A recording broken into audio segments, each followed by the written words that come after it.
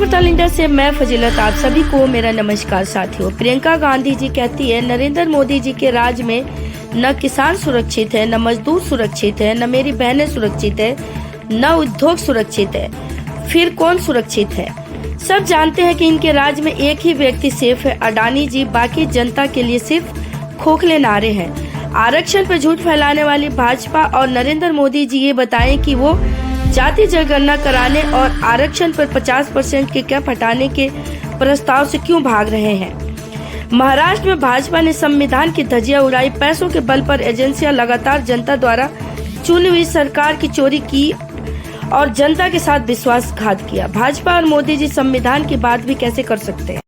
इनकी बातों में गहराई नहीं है, सिर्फ नारेबाजी है। बड़े बड़े नारे देते हैं। एक है तो सेफ है।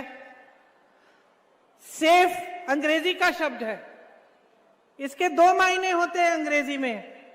एक तो होता है सेफ जो सुरक्षित होता है, दूसरा होता है सेफ जो तिजोरी होती है।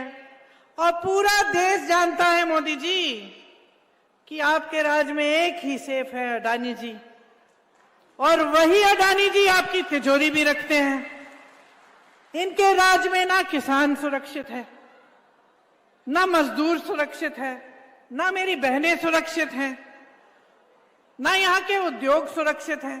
क्या सुरक्षित है? सिर्फ खोखले नारे देते हैं, चुनाव के समय आ जाते हैं, बड़ी बड़ी बातें करते हैं, चुनाव के बाद कुछ होता नहीं है। मैं मोदी जी को चुनौती देती हूं कि मंच पे खड़े होकर एक बार कह दें कि जाति जनगणना करेंगे। एक बार कह दें कि ये जो 50% की सीमा है आरक्षण की वो हटा देंगे। हिम्मत करें। मेरे भाई का एक मंत्र है, डरो मत। मोदी जी डरिए मत, हिम्मत करिए, कह दीजिए कि आपकी सच्चाई क्या है, कि आप डरते हैं इस बात से कि आपने देखा कि जाति जनगणना के लिए कितना समर्थन था इस देश में कि आप चुनाव हारते हारते निकल आए। डर गए, इसीलिए आज आप ये बातें कर रहे हैं, वरना 10 सालों में आपने क्या किया है इसके बारे में।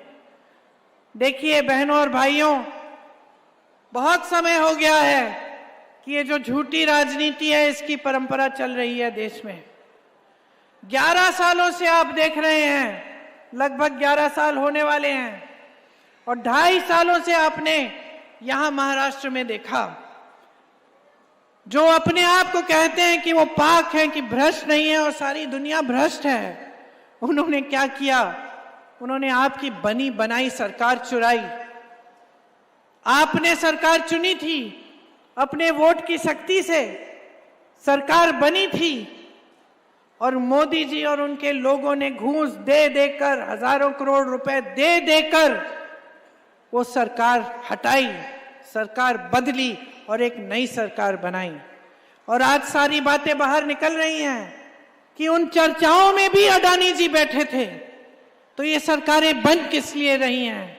ये आपकी भलाई के लिए बन रही हैं कि इनके बिजनेस की भलाई के लिए बन रहे हैं? ये आपकी भलाई और आपके भविष्य के लिए बन रही हैं, या खुद ये नेता अपने भविष्य को सुरक्षित रखने के लिए सत्ता। संविधान की बात करते हैं। संविधान की धज्जियां किसने उड़ाई है इस प्रदेश में? संविधान कहता है कि जनता के हाथों में सबसे बड़ा औजार है, सबसे बड़ी शक्ति है। क्या है ये शक्ति? ये शक्ति आपका वोट है। संविधान कहता है कि अपने वोट के द्वारा आप अपनी सरकार चुनेंगे। यहां क्या हुआ? आपने सरकार चुनी ना पिछले चुनाव में। फिर क्या हुआ? पैसों के बल पर, घूस देकर, डराकर, धमकाकर